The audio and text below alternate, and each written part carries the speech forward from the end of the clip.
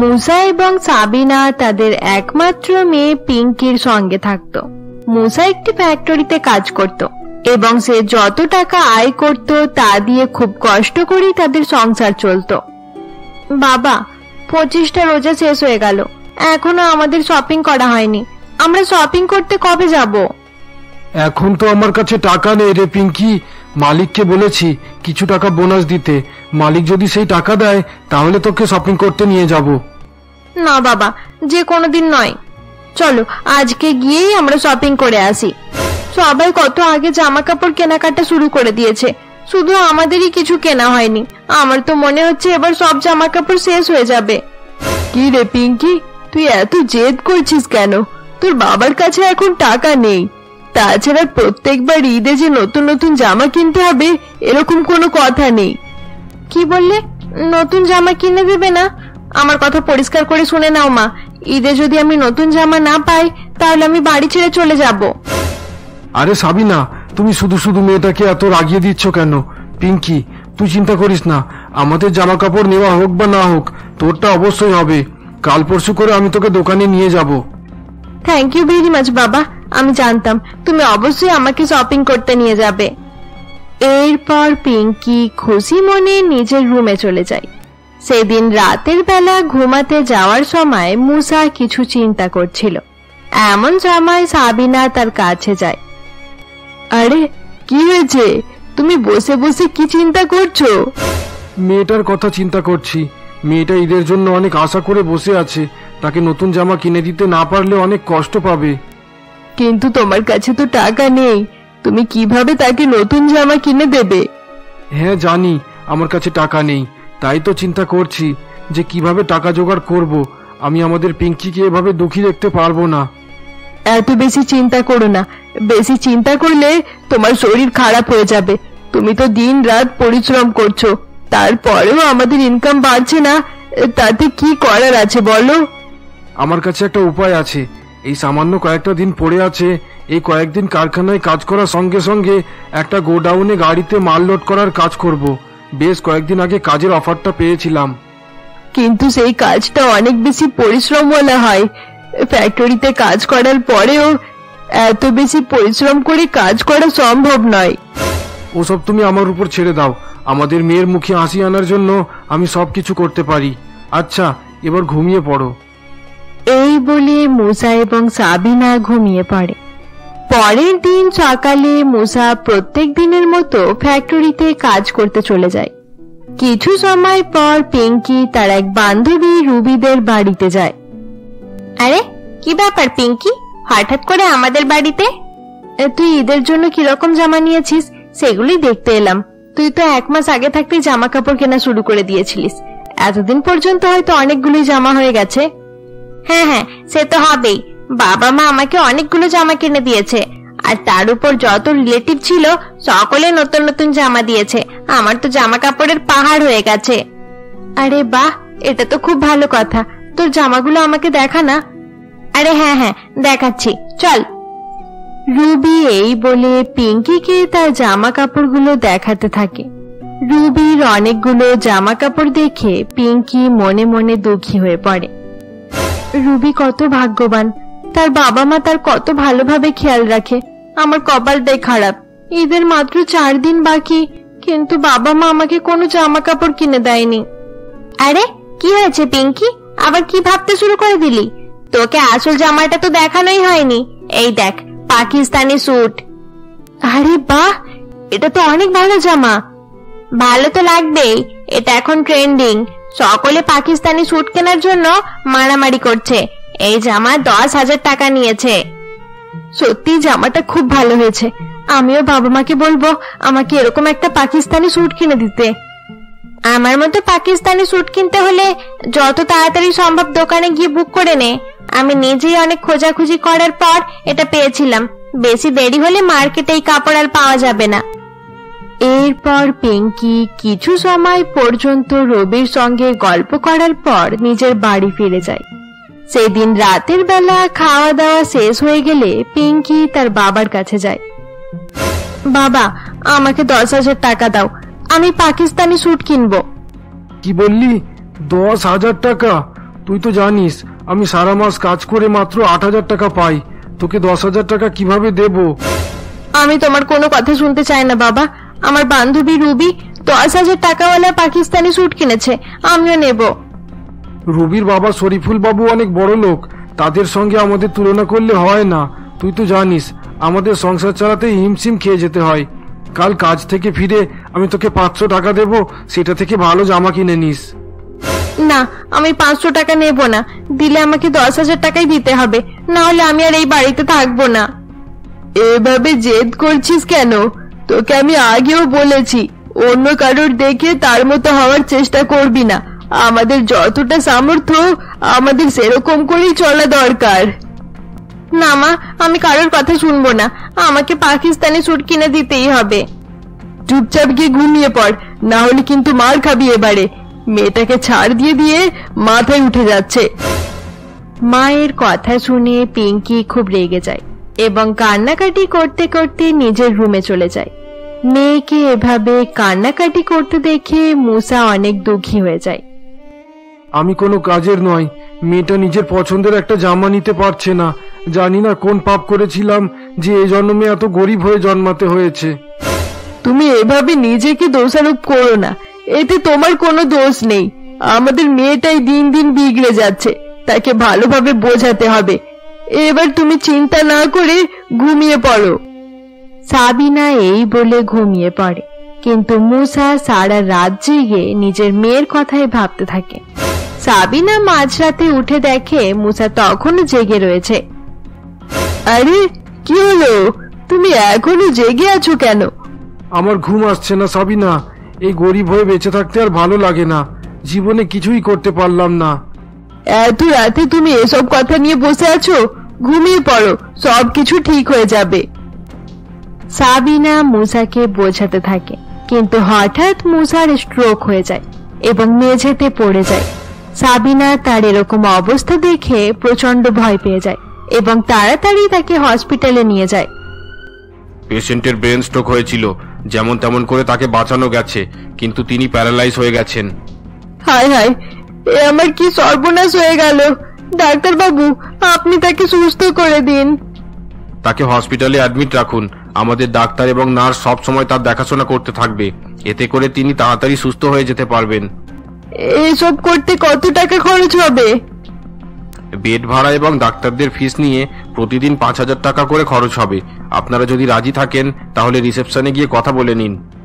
কিন্তু ডাক্তার বাবু, আমাদের কাছে তো এত টাকা নেই। আমরা অনেক গরিব মানুষ। আপনি অন্য কোনো ব্যবস্থা করে দিলে ভালো হতো। তাহলে আপনারা পেশেন্টকে বাড়িতে নিয়ে চলে যান, বাড়িতে ভালোভাবে দেখাশোনা করবেন, কারণ এখানে থাকতে গেলে টাকা আপনাকে দিতেই হবে। কিন্তু বাড়িতে নিয়ে গেলে যদি তার কোনো রকম ক্ষতি হয়ে যায়? না, ক্ষতি হবে না, হয়তো সুস্থ হতে একটু বেশি সময় লাগবে। ডাক্তারের কথা শুনে সাবিনা অনেক দুঃখী হয়ে যায় এবং মুসাকে নিয়ে বাড়ি ফিরে যায়। পিঙ্কি তার বাবার এরকম অবস্থা দেখে অনেক দুঃখী হয়ে যায় এবং তার জেদের জন্য লজ্জা বোধ করতে থাকে। আমাকে ক্ষমা করে দাও মা, আমার জন্যই বাবার এরকম অবস্থা হয়ে গেল। আমি যদি পাকিস্তানি স্যুটের জন্য জেদ না করতাম তাহলে বাবার কিচ্ছু হতো না। যা হওয়ার ছিল হয়ে গেছে, এটাতে আমাদের আর কিছু করার নেই। তুই দুঃখ করিস না, তোর বাবাকে কিভাবে ঠিক করব এবার আমাদেরকে সেটাই ভাবতে হবে। মা, আমাদেরকে এমন কোনো কাজ করতে হবে যাতে আমাদের সংসারটাও চলে যায় আর আমরা বাবার চিকিৎসার জন্য টাকাও জোগাড় করতে পারি। কিন্তু আমরা তো কোনো কাজ পারি না। তোর বাবা উপার্জন করলে তা দিয়েই সংসার চলতো, এখন আমাদের কিভাবে চলবে? মা, এখন ঈদের মার্কেট চলছে, এই সময় জামা কাপড় অনেক বিক্রি হচ্ছে। আমরা যদি জামা কাপড়ের দোকান করি? জামা কাপড়ের দোকান? সে তো অনেক টাকার প্রয়োজন। আমাদের কাছে এখন খাওয়া দাওয়া করার পর্যন্ত টাকা নেই। মা, তুমি তো অনেক ভালো সেলাইয়ের কাজ পারো। আমার বান্ধবী বলছিল এখন পাকিস্তানি স্যুটের চাহিদা অনেক বেশি। আমি যদি আমার বান্ধবীর জামা নিয়ে আসি, তুমি কি সেটা দেখে ওরকম জামা বানাতে পারবে? হ্যাঁ, তার জামাটা যদি নিয়ে আসতে পারিস তাহলে আমি বানিয়ে দিতে পারবো। তাছাড়া কাপড় কিনতে বেশি টাকাও লাগবে না। ঠিক আছে মা, আমি কালকেই রুবির জামাটা নিয়ে আসবো। একবার যদি আমাদের কাজ সফল হয়ে যায় তাহলে আমরা বেশ কিছু টাকা উপার্জন করে নিতে পারবো। পরের দিন সকালে পিঙ্কি নিজের কথা মতো তার বান্ধবীদের বাড়িতে যায় এবং পাকিস্তানি স্যুট নিয়ে চলে আসে। কিছু সময় পর পিঙ্কির মা বাজারে গিয়ে কিছু কাপড় কিনে নিয়ে আসে। পিঙ্কি, আমি কাপড় কিনে নিয়ে চলে এসেছি, এবার এটা দেখে দেখে ভালোভাবে কাটিং করতে হবে। মা, তুমি পাকিস্তানি স্যুট বানানোর কাজগুলো করো, আমি বাইরে গিয়ে বাজারের অবস্থা দেখে আসি। কাপড় রেডি হয়ে গেলে কোথায় বিক্রি করবো আগে থাকতে সেটা দেখে রাখতে হবে। আচ্ছা ঠিক আছে, সাবধানে যাস।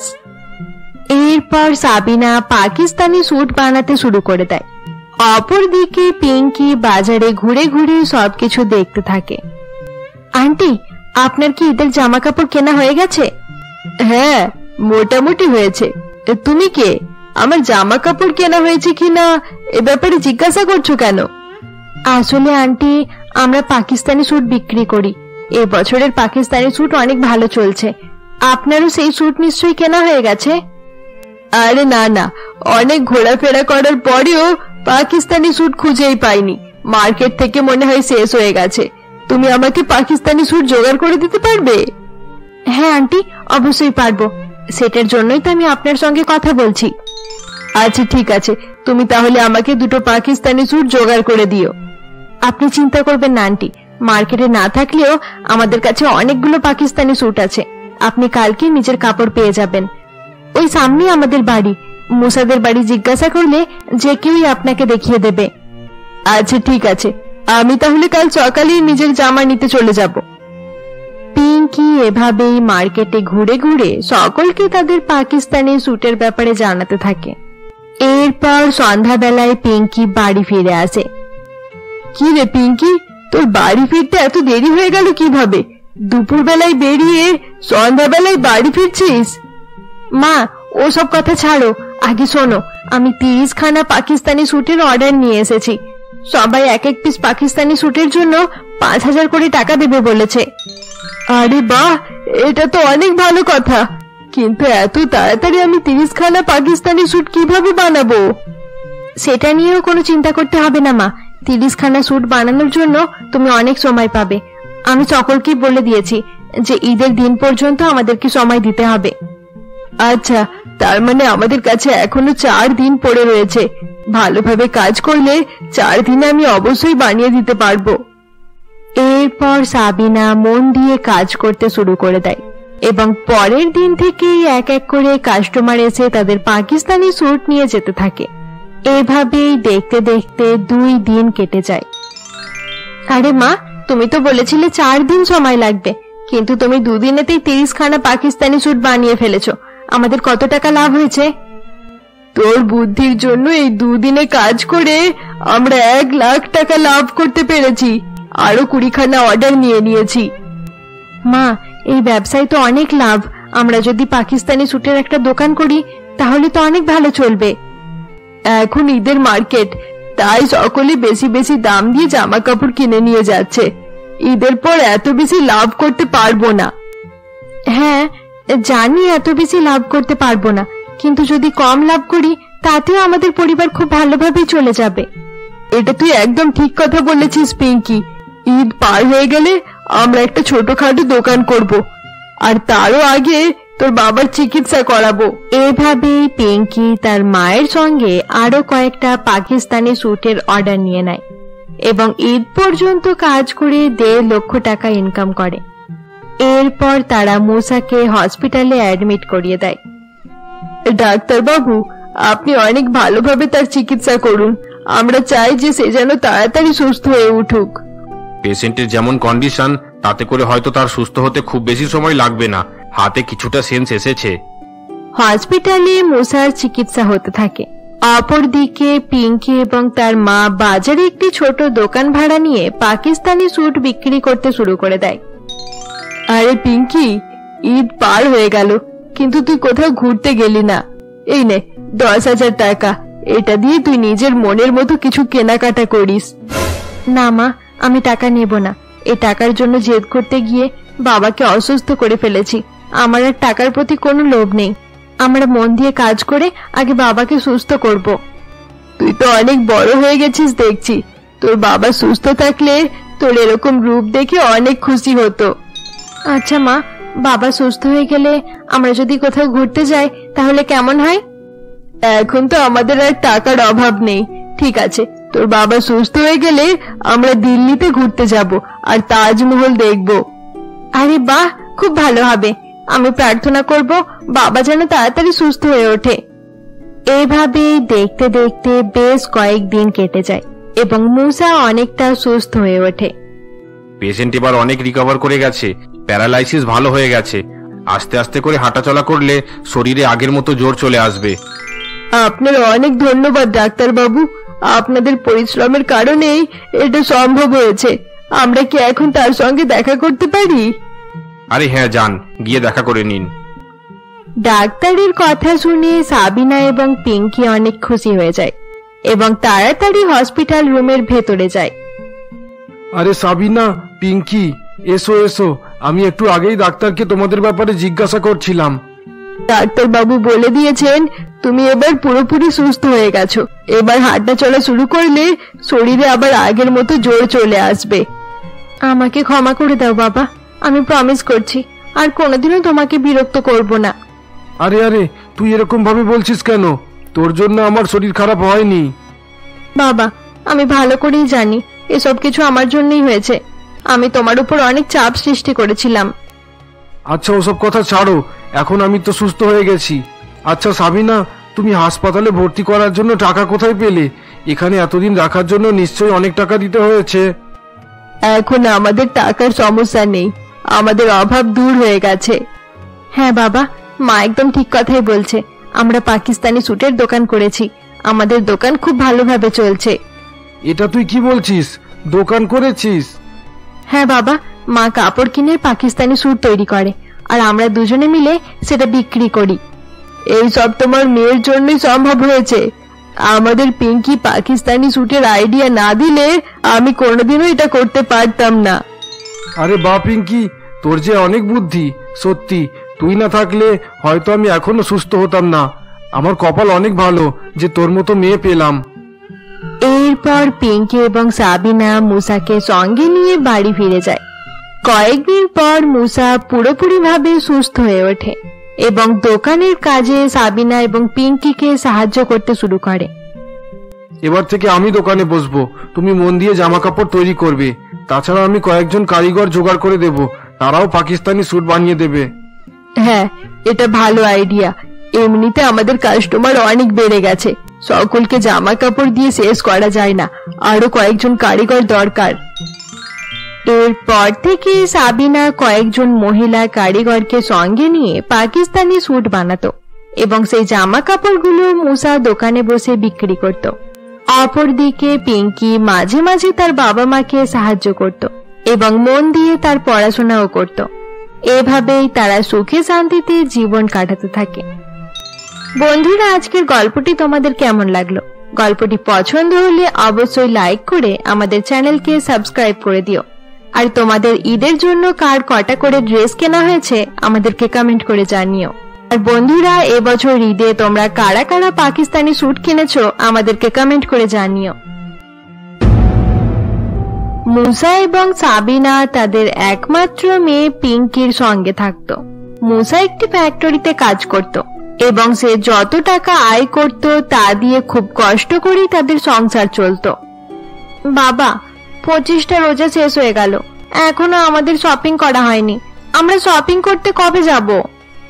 এখন তো আমার কাছে টাকা নেই রে পিঙ্কি। মালিককে বলেছি কিছু টাকা বোনাস দিতে।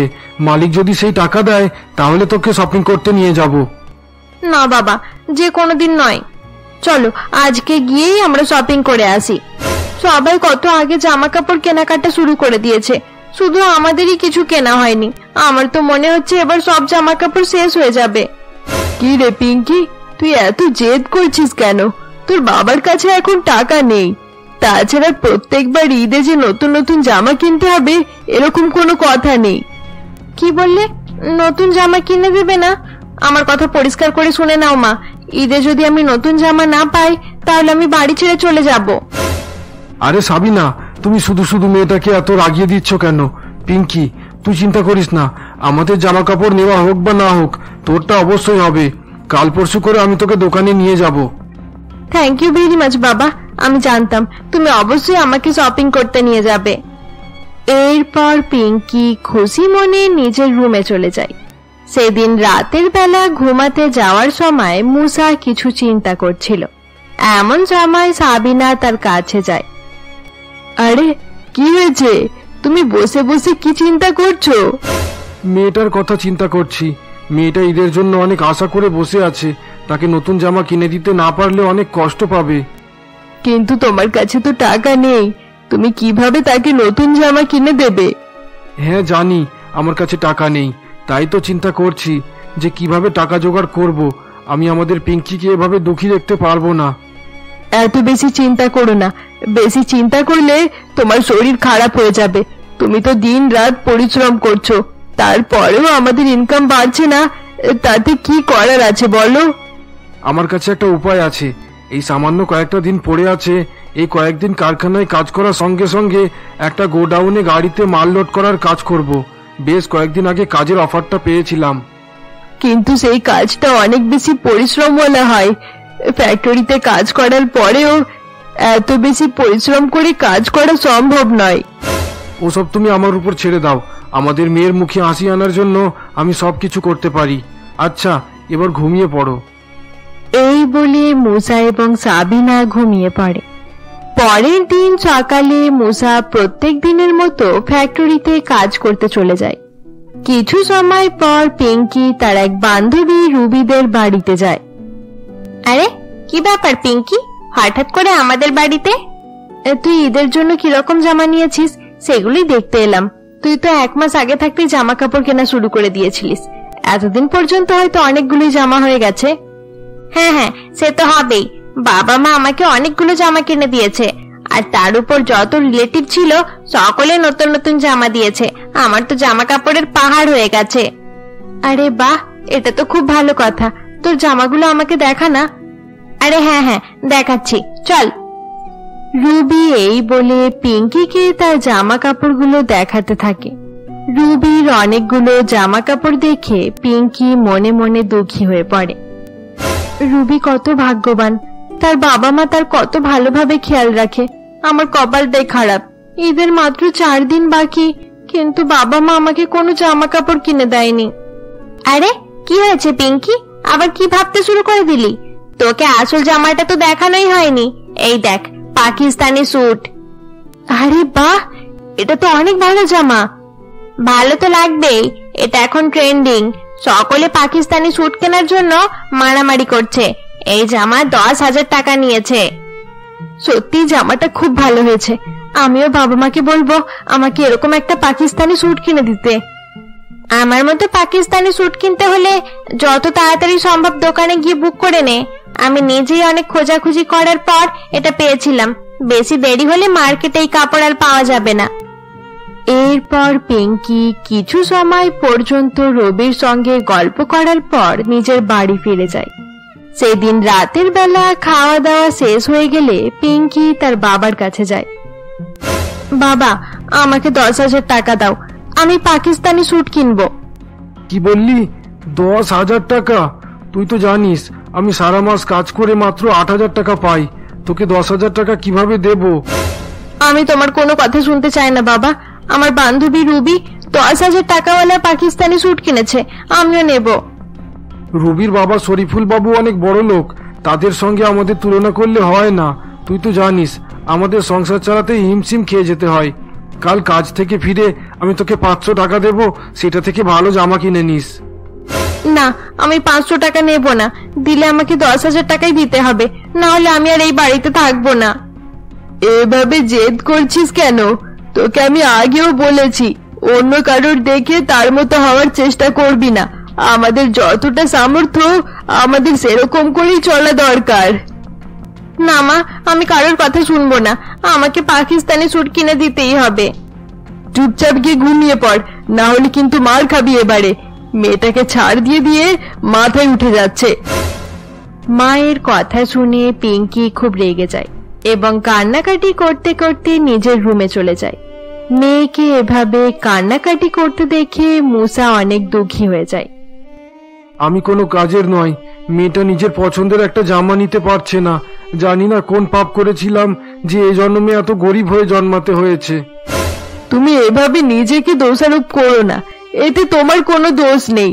আমাদের মেয়েটাই দিন দিন বিগড়ে যাচ্ছে, তাকে ভালোভাবে বোঝাতে হবে। এবার তুমি চিন্তা না করে ঘুমিয়ে পড়ো। সাবিনা এই বলে ঘুমিয়ে পড়ে, কিন্তু মুসা সারা রাত জেগে নিজের মেয়ের কথাই ভাবতে থাকে। সাবিনা মাঝরাতে উঠে দেখে মুসা তখনও জেগে রয়েছে। আরে কি হলো, তুমি এখনো জেগে আছো কেন? আমার ঘুম আসছে না সাবিনা, এই গরিব হয়ে বেঁচে থাকতে আর ভালো লাগে না। জীবনে কিছুই করতে পারলাম না। এত রাতে তুমি এসব কথা নিয়ে বসে আছো? ঘুমিয়ে পড়ো, সবকিছু ঠিক হয়ে যাবে। সাবিনা মুসাকে বোঝাতে থাকে, কিন্তু হঠাৎ মুসার স্ট্রোক হয়ে যায় এবং মেঝেতে পড়ে যায়। সাবিনা তার এরকম অবস্থা দেখে প্রচন্ড ভয় পেয়ে যায় এবং তাড়াতাড়ি তাকে হসপিটালে নিয়ে যায়। পেশেন্টের ব্রেন স্ট্রোক হয়েছিল, যেমন তেমন করে তাকে বাঁচানো গেছে, কিন্তু তিনি প্যারালাইজ হয়ে গেছেন।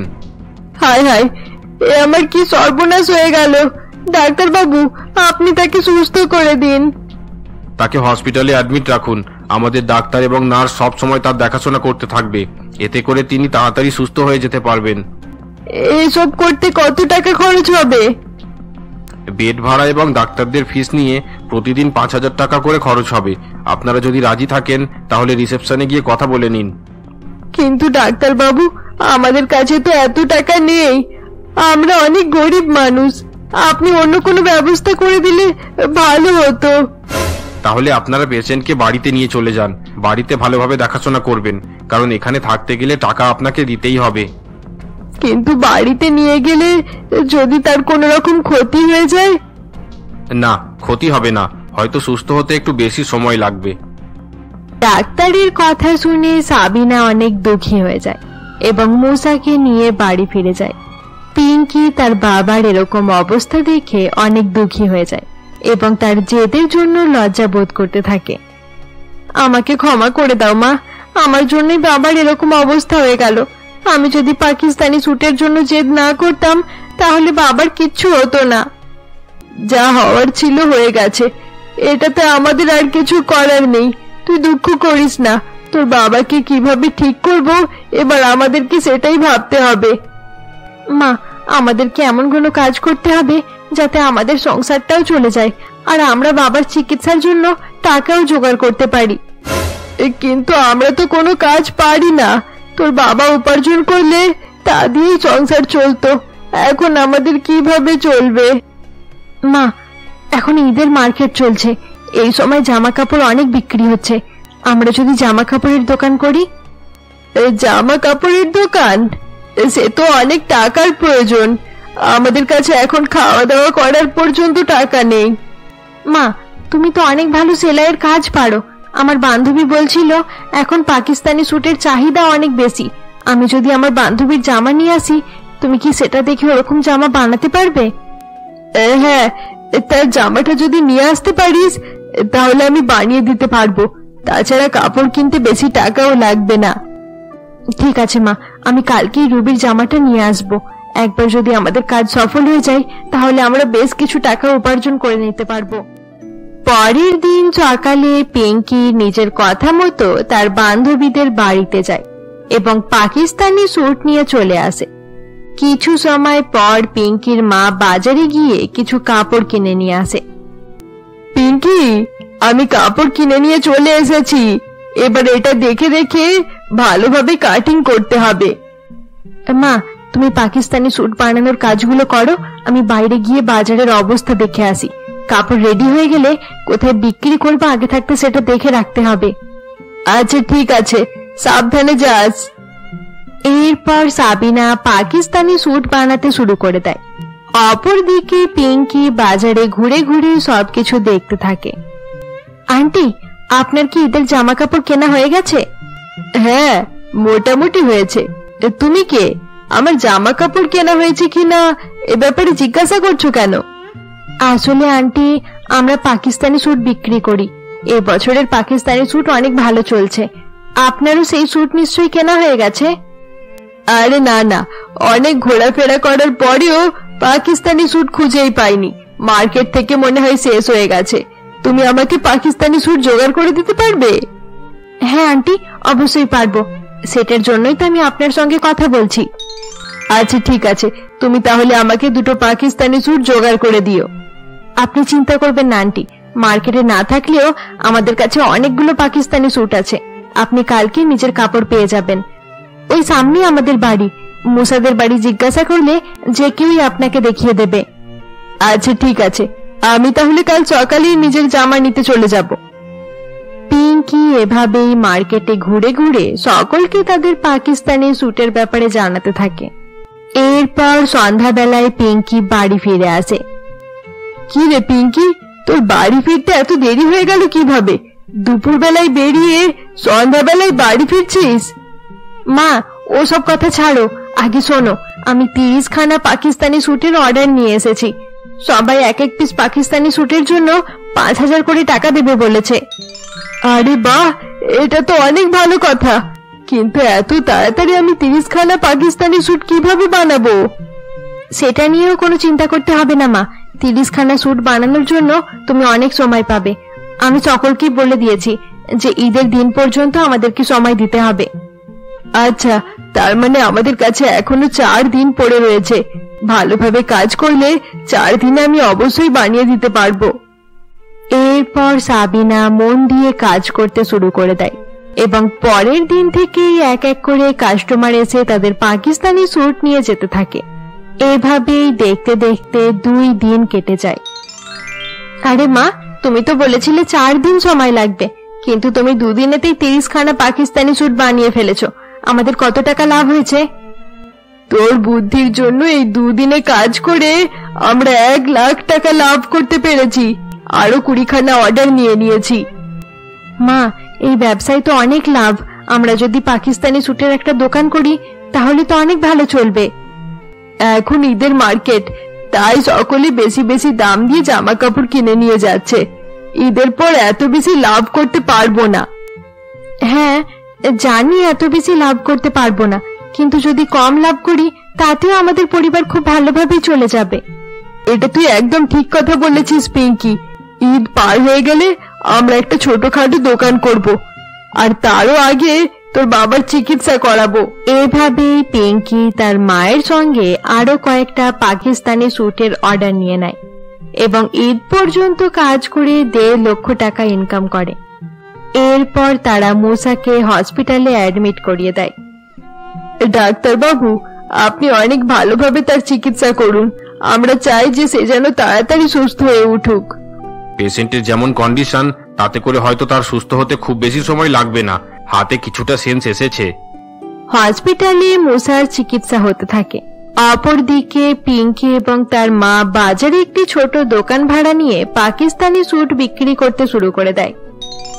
আরে পিঙ্কি, ঈদ পার হয়ে গেল, কিন্তু তুই কোথাও ঘুরতে গেলি না।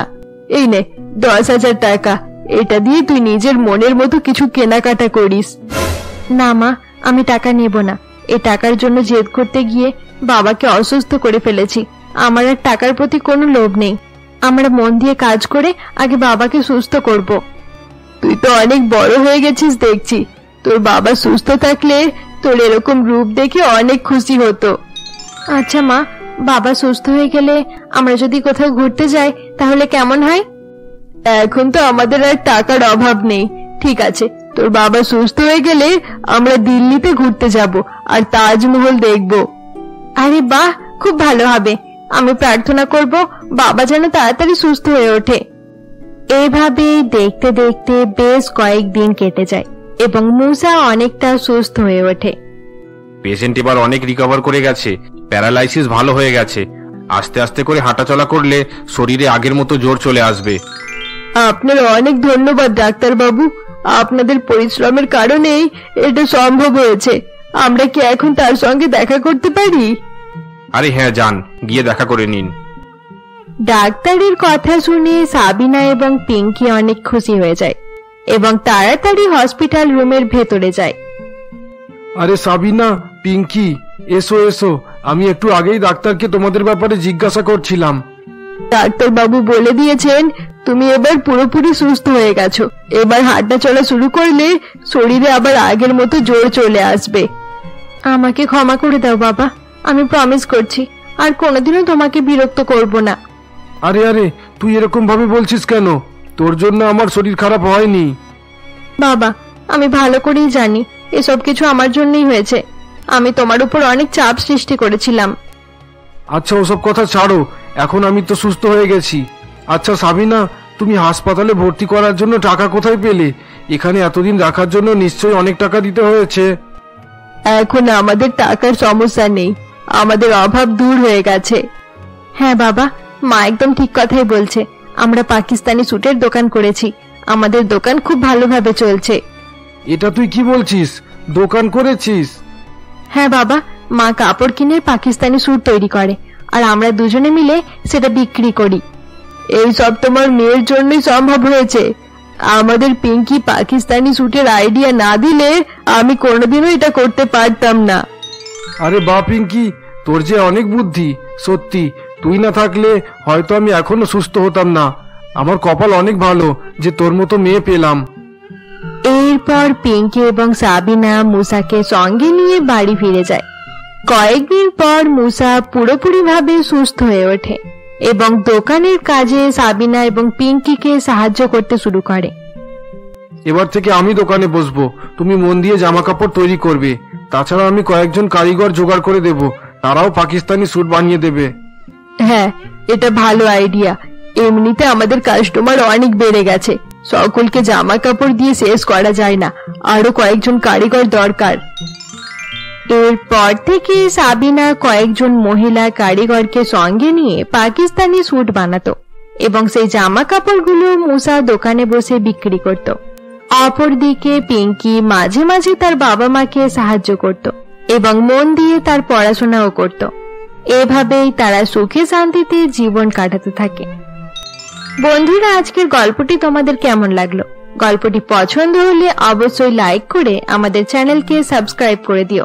আর তোমাদের ঈদের জন্য কার কটা করে ড্রেস কেনা হয়েছে আমাদেরকে কমেন্ট করে জানিও। আর বন্ধুরা, এবছর ঈদে তোমরা কারা কারা পাকিস্তানি স্যুট কিনেছো আমাদেরকে কমেন্ট করে জানিও।